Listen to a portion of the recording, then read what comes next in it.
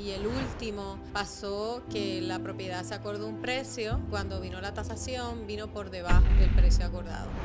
Es un dolor de cabeza que se compró el comprador. El otro caso es problemas contributivos, que tenga un embargo contributivo la propiedad. Si compras una casa no te gusta, le vas a invertir 20,000, 40, 50,000, 60,000, 100,000 dólares.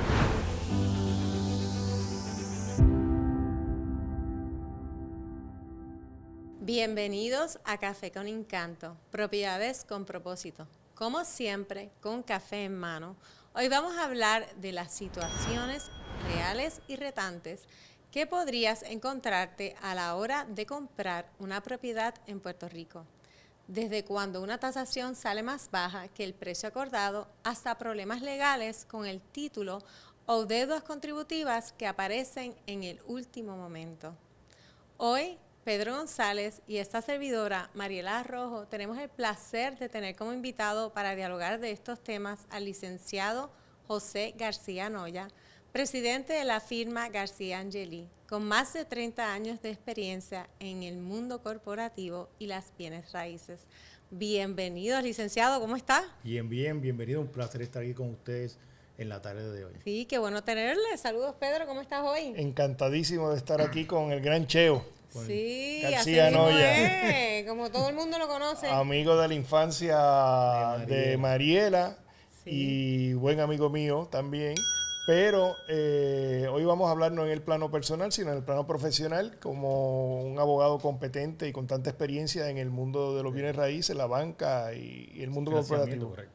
Sí, pues qué bueno que estás aquí Muchas con gracias nosotros. por permitirme compartir con ustedes un ratito. Sí, vamos a hablar de todas estos casos, ¿no? Y estas situaciones que a la hora de la persona comprar una propiedad se puede encontrar. Son situaciones que a veces pueden ser simples y a veces pueden ser situaciones bastante complicadas. Si empezamos por las simples, podemos empezar cuando una propiedad no tasa el precio de venta, ¿verdad? ¿Cómo podemos manejar esa situación con el vendedor y el comprador? Okay, usualmente cuando una propiedad acuerda un precio en el contrato de opción o el de compraventa, pues en ocasiones se envía tasa en la propiedad usualmente cuando hay financiamiento. Los bancos si prestan es a tenor un margen 80%, 70%, hasta 97% si son FHA, y si son un préstamo 203K que son para habilitar la estructura de reconstrucción, pues te prestan por encima del 100%. Pues si la propiedad tasa de menos del margen prestatario, pues las partes tienen dos opciones: o sentarse a renegociar un precio o tratar de llegar a unos acuerdos de cómo establecer el valor justo de la propiedad, o si la persona está empeñada en comprar en el precio que acordado en el contrato. Si hay banco, pues va a ser un poquito más difícil, pues la persona pues paga por encima del precio de tasación, porque la persona se enamora de la propiedad y pues la compra. No, y en ese caso también el criterio de financiamiento es que el banco va a prestar a base de la tasación. Correcto. O el precio de venta, cual sea el menor de los dos. Correcto. Para tener una buena garantía en el financiamiento. Y entonces, si la propiedad tasa menos, lo que la persona, si quiere comprar y no se llegan a otros acuerdos, es pagar el exceso por encima. Vamos a suponer que tasó 90,000, el precio era 100,000, pues entonces en adición a los gastos de cierre a base de la hipoteca, paga los $10,000 adicionales para llegar al precio que lo que te interesó. Y eso en el mercado que estamos viviendo hoy en día está sucediendo mucho. Las tasaciones la banca lo utiliza, pero es algo relativo, porque si a usted te interesa la propiedad, usted va a comprar él va a pagar el precio.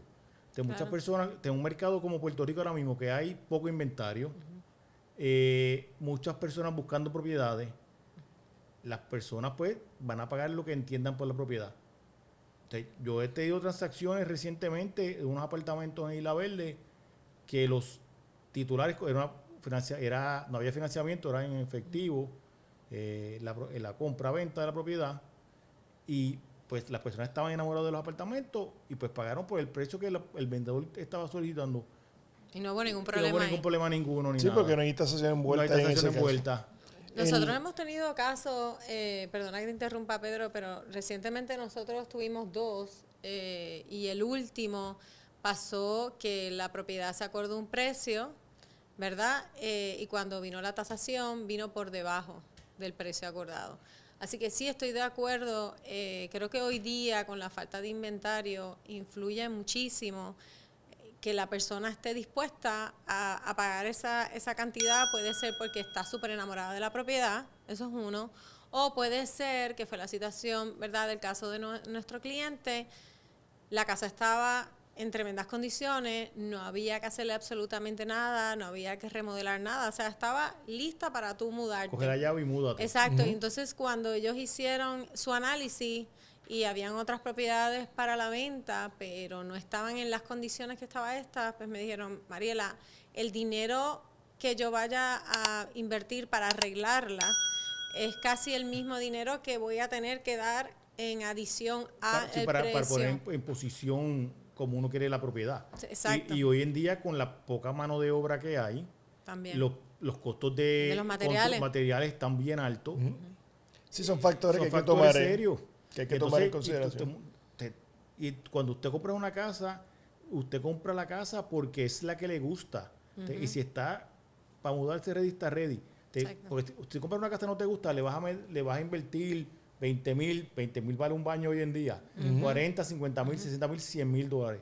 Pues en ese caso, aunque la propiedad tasa menos, a largo plazo sale uno mejor pagando por encima del valor de tasación, porque no tienes que invertirle el dinero necesario. Claro está, estamos hablando también, ¿verdad?, de personas que tienen ese dinero, ese capital para poder entonces dar por encima, ¿verdad?, porque sé que hay otros casos donde lamentablemente no tienen. Les gusta la propiedad, les encanta la propiedad, pero sí, los recursos económicos no son para poder comprar, pues no, tiene que financiar. Dependen del financiamiento y de la aportación mínima para poder alcanzar esa propiedad. Y ahí es que se complica. Siempre es bueno uno tratar de anticipar estas posibilidades, estas probabilidades de que pasen, porque si no pasa nada, todos contentos y llegamos al cierre. Pero si, por ejemplo, otro problema, el de la tasación, pues ya con negociación pues se puede resolver. Correcto. El otro caso es problemas contributivos, que tenga un embargo contributivo la propiedad, que tenga alguna exoneración indebida. Eso ocurre, cada día me estoy enfrentando más en los trámites que hago en ese tipo de asuntos. Específicamente, como Puerto Rico hay una gran parte de poblaciones de edad avanzada, fallecen. El titular, el causante, el muerto, vivía la propiedad y tenía exoneración contributiva, exención contributiva hasta los 15,000 dólares que concede el KIM, que eso yo nunca lo he entendido bien cómo sacar los números, pues tengo una idea por muchos años. Pues en ese caso, fallece la persona, los herederos, no hace mucho con la casa, la dejan sentada allí 1, 2 o 3 años. Cuando van a vender, pues, y específicamente uno como abogado, que las canas de la cabeza son por cantazo y experiencia, pues te enfrentas a la situación, mira, esa casa tiene una exoneración indebida, pues ahí se solicita que utilizan un gestor en el CRIM, o yo en mucha transacción que no hay financiamiento, utilizo a compañías de seguro de título, y el agente de seguro de título, ellos hacen los trámites y se hace una retención, porque después, si eso no sucede, aunque van a el CRIM puede ir en contra del titular, porque tengo entendido que pues, le sigue la deuda, es un dolor de cabeza que se compró el comprador, y por lo tanto al momento de la transacción uno debe tener antes, como decimos el due diligence, la certificación de valores, certificación de deuda, la ley 7 que la solicitan todavía, pero eso ya no pueden cobrarlo, pues está prescrita. Correcto. Porque la ley de contribuciones, ya a los 5 años, si no hacen gestión de cobro, pues las pueden caducar, prescriben. Y como la Hacienda no hizo las gestiones, pues ya no se están ni solicitando cuando se hace ventas, porque por eso mismo, todavía la gente lo pide, pero ya no es necesario. Correcto. Pues ese momento tú tienes que tener todo, como decimos en la calle, planchado, para que no explote eso después. Hoy, por casualidad, yo tengo una clienta que ella compra propiedades y quiere tener una cartera de 15 propiedades para dar arrendamiento. Una propiedad que compró en marzo es un edificio por aquí cerca, Milenia, el que vendió la propiedad tiene exoneración contributiva, pues la casa está tasada como $9,100 para el CRIM. Recuerdo, busqué el documento en la mañana de hoy, y la compradora, a través de su entidad corporativa o jurídica, está haciendo los pagos del CRIM y me dice, Cheo, la propiedad dice que no tiene deuda, que no tiene que pagar nada del CRIM, pero es una propiedad de inversión, no es... Lo que pasa es que el CRIM toma tiempo en lo que ajusta. En lo que ajusta. Lo que sucede es que si ahí no estuviste, esta transacción hubo póliza sobre título, porque uno sabe cuándo tú debes pedir la póliza y cuándo no. Siempre se le sugiere al cliente, pero con esa evaluación que ellos tienen, una adicional que protege tanto al comprador como al vendedor. Correcto. Y el asunto también, ese es un caso, el caso de la herencia, pero también sabemos que los requisitos para obtener la exoneración es ser dueño de la propiedad antes del 31 de diciembre y solicitar la exoneración antes del 31 de enero. Correcto. Entonces, y es automática. O sea, si cumple con esos dos parámetros, se la dan automática siempre y cuando se mantengan viviendo la propiedad. Correcto. Si la persona abandona la propiedad o la alquila o demás, la exoneración es indebida. Eso ocurre mucho también, que las personas compran una propiedad, viven en la residencia, entonces, como debe ser en la sociedad, pues van subiendo una casa más grande o de mayor costo, y esta la alquilan y se mudan para allá, y después se enteran que el CRIM, que esa casa y la propiedad está alquilada, ya no vive nadie, pues entonces no pagaba CRIM, pero ahora al enterarse que no es su hogar, no cumple o la tiene arrendada, no cumple. Entonces, pues ahí le ponen una contribución, le ponen una acción indebida y tienen que ir entonces al CRIM a atender ese asunto. Retroactivamente a pagar todo eso. Y el CRIM a veces, yo nunca he entendido muy bien, que es como un black hole, como dicen los americanos, porque he escuchado, depende del tool que uno utilice, que a veces ellos prescriben las contribuciones de 5 años para atrás o 5 de corriente, y en otras nunca prescriben. Eso depende de la conexión que en el CRIM. No, y hay que ver también lo del cambio de dueño, la solicitud de cambio de dueño, que antiguamente eran un documento separado. La solicitud de cambio de dueño y la solicitud de exoneración, ahora es un solo documento. Estuve en el CRIM la semana pasada. Me entero, cuando yo comencé la práctica legal allá hace 30 años atrás, tú llenabas cambio de dueño y exoneración contributiva. De buenas a primeras le dicen, no tiene que dar el cambio de dueño si es exoneración contributiva. El mes pasado aprobaron internamente en el CRIM, sin darle notificación a nadie, de que hay que llenar de nuevo los 2 formularios. Y entonces, cuando voy la semana pasada, me dice el señor de la ventanilla, que es un viejito, lleva ahí como 75 años, no, buena gente. Pues el señor me dice, mira, que habíamos dado esta instrucción, pero vienen los abogados de los bancos, los bancos cuando entregan, que no le habían dicho eso nada y no le habían cogido a los clientes. Hay un receso, pero ahora la buena parte, él me sugirió ir tomar las 2 a la vez. No, y nosotros tuvimos una residencia que vendimos una casa que vendimos en Vega Alta, ¿verdad? En Vega Alta. Y esa casa, cuando la fuimos a vender, todavía estaba a nombre, o sea, cuando obtuvimos el listado que hicimos la due diligence, nos dimos cuenta que todavía estaba a nombre del anterior, que era una propiedad reposeída del Banco Santander. Eso pasa a menudo. Mucho. Y entonces, pues, iban a salir al cobro todas esas contribuciones. Y yo lo primero que le hice fue pedirle la información de la transacción anterior para entonces corregir ese defecto. Y nos sometieron la copia de la solicitud debidamente punchada por el CRIM, pero el CRIM no había procesado la solicitud. Una vez se procesó esa solicitud de exoneración, concedieron la exoneración retroactiva y se resolvió el problema. Eso sucede mucho también. Y eso pues es bien frecuente en algunos casos, y es importante que las personas que nos escuchan y que nos ven sepan que todas esas situaciones pueden surgir, pero no necesariamente pueden tumbar la transacción o afectarla, sino que son situaciones que hay que atender y arreglar. Sí, no la tumba. Lo que realmente es que va a atrasar. Sobre todo la parte que más preocupa es en los contratos, ¿verdad?, de compraventa, que tienes un término para hacer el cierre. Sí, el 30, 60 días, depende, 15 días, como yo he visto unos anteriormente. Exacto, y si tú no tienes toda esa información de antemano, que tú lo puedas resolver y de momento sale esta sorpresa, ¿verdad? A última hora. Hora, dependiendo si es una propiedad, imagínate, si es una propiedad de herencia que hay tantos herederos y tienes que bregar con tantas personas para ponerse todos de acuerdo. Well, ahí es que yo digo que hay que ponerse los patines. Porque la función yo veo en todo este tipo de transacciones, esto es un equipo de trabajo. Correcto. Está el corredor, que es el que consigue el negocio. Pues si no ese corredor, en ocasiones no hay corredor envuelto, pero trabajar de corredor de bienes raíces es un trabajo 24 horas, 7 a la semana, porque muchos de nosotros estamos los domingos en la playa, a los corredores lo llaman un domingo que quiero ver esa propiedad, pues hay que hacerlo, es bien sacrificado. Sí, lo es. Y entonces pues los abogados tenemos nuestra función de revisar que todo esté bien, y si está el revolú, hay que ponerse los patines y resolverlo.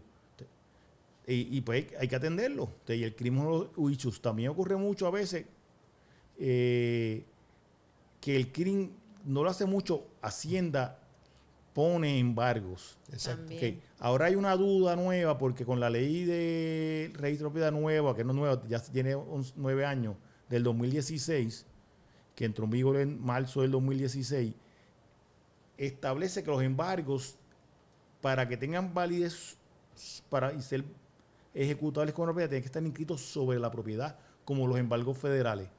En Puerto Rico todavía lo que hace no hay mucho conocimiento. Existen unos libros de embargo, vienen del año de la Guácara, y entonces lo inscriben en el libro de embargo. Pero en ese libro de embargo no graba la propiedad, ese embargo en el libro de embargo. No. Pues uno se enfrenta mucho a esa situación, y todavía como está, aunque han pasado 9 años, todavía estás en la mentalidad cuál va y cuál no va. Pues mucha gente se asusta por eso.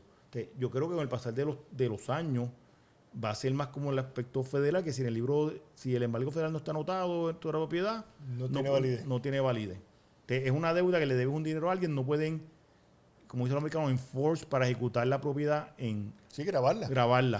No grabar la propiedad. Sí, el otro problema que pues también puede surgir en una transacción de bienes raíces, que hemos visto varios y como dice Mariela, tienen solución, pero atrasan el proceso. Son los encroachments que salen en la invasión de terreno, de que el vecino construyó sobre el terreno del dueño. El agrimensor. El agrimensor se da cuenta, o que el dueño de esta propiedad hizo una mejora que invadió el terreno del También vecino. nos pasó en una propiedad en Guaynabo. Nos pasó, y en También. Cagua. A menudo pasa Sí, eso. eso pasa muchísimo. Le voy a decir qué sucede, los encroachment. Que me consultaron el jueves pasado. Los cables, las urbanizaciones viejas con donde tú y yo nos quedamos, Mariela, que corrían los postes corrían aéreos por los patios de atrás. Entonces, yo no sé si tú te recuerdas, yo cuando yo era bastante adulto, cuando el huracán Hugo, se cayeron muchos postes. Tú eras un adolescente. Sí, todavía somos unos niños. Éramos unos niños, era un adolescente. Buenos años eso. Sí. Pues, energía eléctrica, para ese tiempo, pues se tenía que meterle patio en patio, y para tener acceso a la servidumbre. En Puerto Rico mucha gente respeta las servidumbres en ese sentido, porque pues hay el espacio abierto, aunque el cable pasa por arriba, pues déjame expandir la terraza.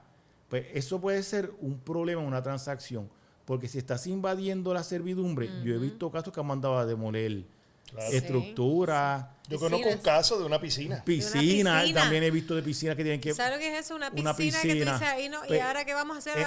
¿Mover todo eso? Esos son los casos perfectos para que no haya financiamiento de banco. Sí. Pero hay que hacer el full disclosure al comprador y vendedor. Nosotros tuvimos un caso en el que le dijimos al comprador, mira, estamos representando al comprador. Esta propiedad no te recomendamos que la compre porque tenía unas estructuras permanentes en concreto en la servidumbre. De energía eléctrica. Sí. Y ya estaba definida la servidumbre. Nosotros hicimos, ¿verdad?, el trabajo que teníamos que hacer representando al comprador, porque no se nos informó sobre eso.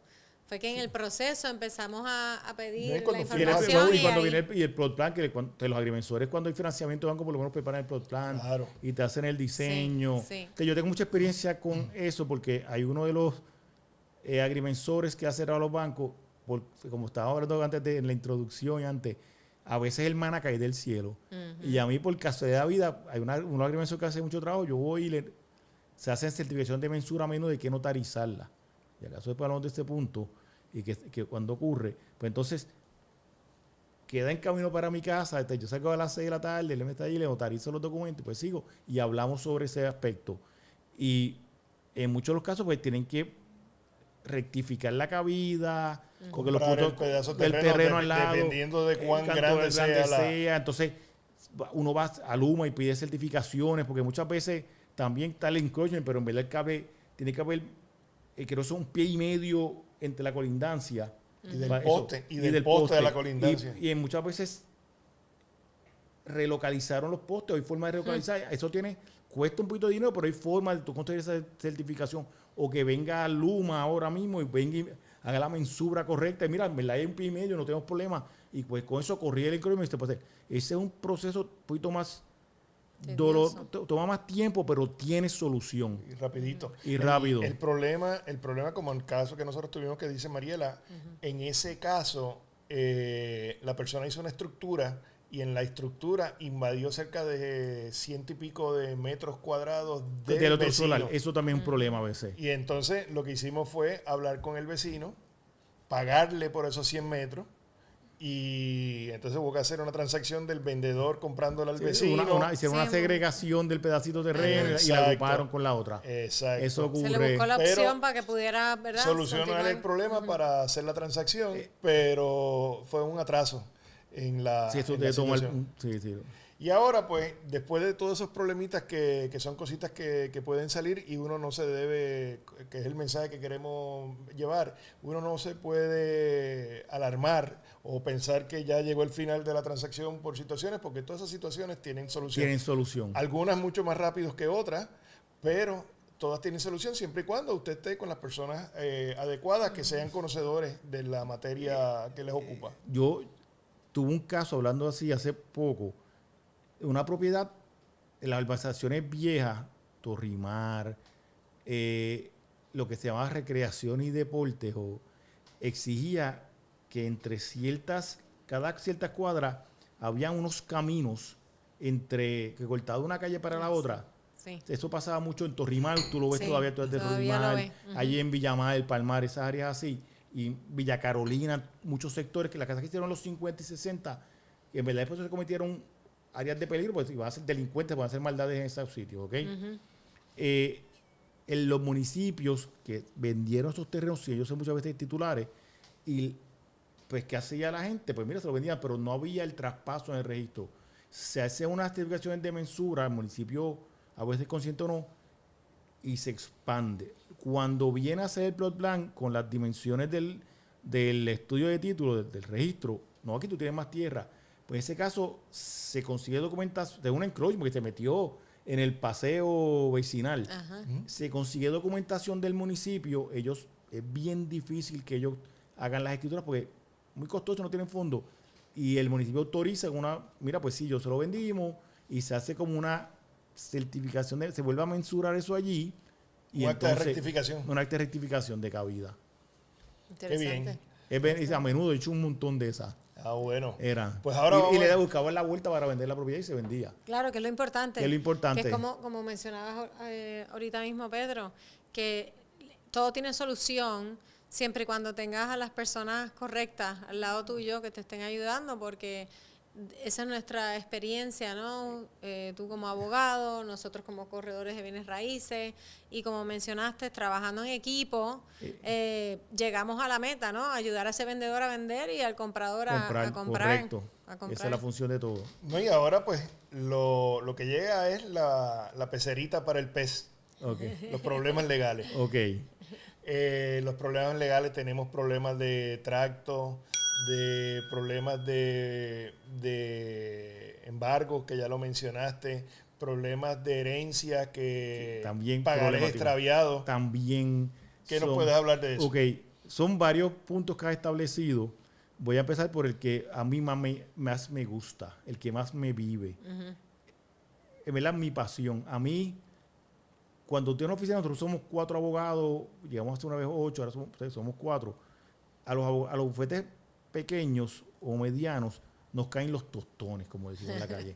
Porque los bufetes grandes eso no se quieren meter porque necesitan su operación monetaria es de otra forma que la de nosotros. Pues yo soy loco con los problemas de tracto, me los vivo. Pues, y tiene que ir con herencia muchas veces de ellos. Hay propiedades en Puerto Rico, fue un caso que me enfrenté, la finca número 10 del registro de la propiedad de San Juan. Eso queda en la calle de la Cruz. El viejo San Juan. El viejo San Juan, casi llegando al castillo. Esa propiedad estaba en el registro a nombre de los titulares llegaron a Puerto Rico en 1885. Imagínate. ¿Ok? Wow. El otro día hubo que hacer... y se iba a vender la propiedad unos americanos, ley 60, pero había que hacer todo el tracto completo. Wow. O sea, hubo que hacer las declaratorias de herederos. O sea, primeramente conseguir unos certificados de nacimiento de uno o de matrimonio que se dieron en España, olvídate, eso es imposible. O sea, ahí tienes que ir al tribunal a hacerle la historia correcta al juez. Pues el juez se hizo esa declaratoria después se hizo la otra declaratoria que eran de los abuelos de mi clienta que tenía 85 años. Wow. Sí, pero se logró, eran como 10 sucesiones. Wow. Y pues se logró la venta. Wow, pero pues la única heredera era ella y unos sobrinos. Que eso ayudó. Ella nunca tuvo hijos, ayudó, porque era menos gente, pero hubo que rehacer. Pero tuvo que haber sido un proyecto bastante largo, ¿no? Me imagino que fueron un proyecto bien largo. De investigación nítido, cosas chulas, que me llenan interesantes. Sí. Ocurre mucho también. Estuve trabajando en unas 300 cuerdas en Aguas Buenas hace poco. En unas asociaciones, unos españoles en Puerto Rico, que es toda América, pero más Puerto Rico y Cuba. Venían las familias, los españoles, venían a Puerto Rico, se establecían, tenían su negocio, mandaban a los hijos a España, después volvían. Pues estas personas tienen 300 cuerdas en Agua Buena, tienen una tabacalera allí. Y eso estaba a nombre, el título, en el CRIM que tengo, me queda ese trámite de hacerlo ahora, está un Toribio de la Fuente. Ese es el bisabuelo de las españolas, las señoras puertorriqueñas que viven en España, que tienen 78 años. Pues hubo que rehacer todo, ahí estaba bastante hecho, toda la documentación, fue recopilar la documentación, pero se puso el tracto a nombre de las dos hermanas que son las que quedan.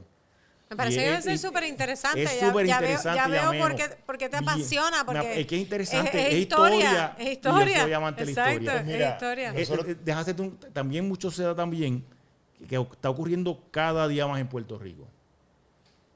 Aquí todos tenemos hermanos y sobrinos. Y con la movilidad que tenemos con los Estados Unidos, mucha gente se va a Estados Unidos. Y está la propiedad, fincas grandes. En Puerto Rico la gente que tú no crees que tiene capital, tiene un montón de capital en tierra. En Luquillo, el centro de la isla. Pues, y uno se cree que no pasa, sucede. Se van para Estados Unidos, la propiedad la vive uno de los familiares. Y entonces, los que heredaron de los papás, pues vete, quédate tú con la casa. Los hermanos en Estados Unidos se pierden el contacto, se pierden con los sobrinos. Con que tengamos celular y demás, se tiene totalmente de pierde. Pues entonces, y vamos a vender la propiedad que hacemos. En este caso no hay tracto. Pues ahí tú radicas, cada día tengo más casos de eso. Tienes que crear una demanda para tratar de localizar a los herederos o titulares desaparecidos. Tienes que publicar el edicto, hacer unas gestiones, pero a muerto por eso de 3 a 6 a 9 meses se logra todos los titulares que puedan vender. Si no, el que no aparece se consigna en el tribunal del dinero, pero se vendió la propiedad. Correcto. Ahora mismo estoy trabajando un caso que estaré radicando la próxima semana.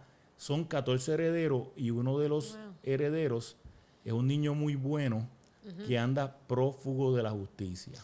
Wow. Allá hubo que hacer la declaratoria de heredero, me faltaba ese certificado de nacimiento, mando a la gestora, dice, no, mira, que no me lo dan, pues déjame ir yo. Dice, licenciado, mire este caso, un caso criminal en Carolina, vaya a ver el expediente.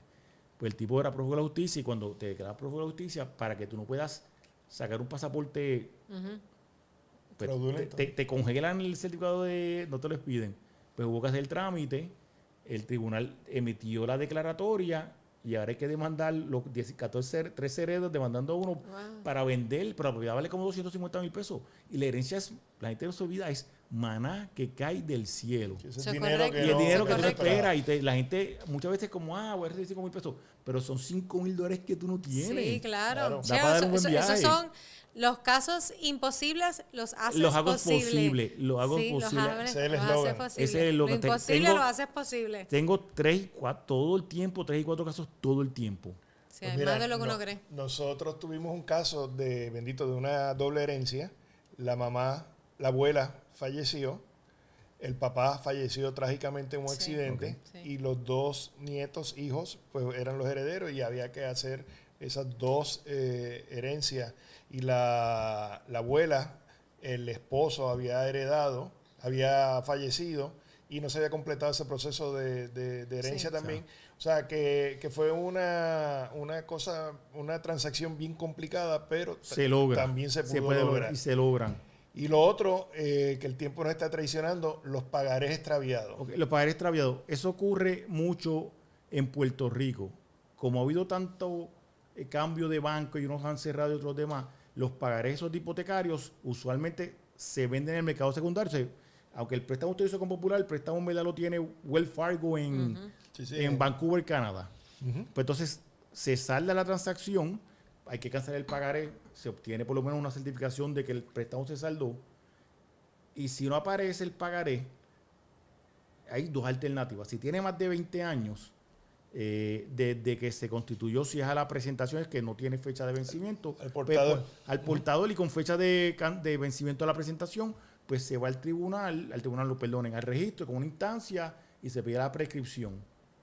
Y pues lo borran de registro. Si está extraviado, no han pasado los 20 años, desde la fecha de vencimiento o desde que se hizo, pues entonces hay que ir al tribunal.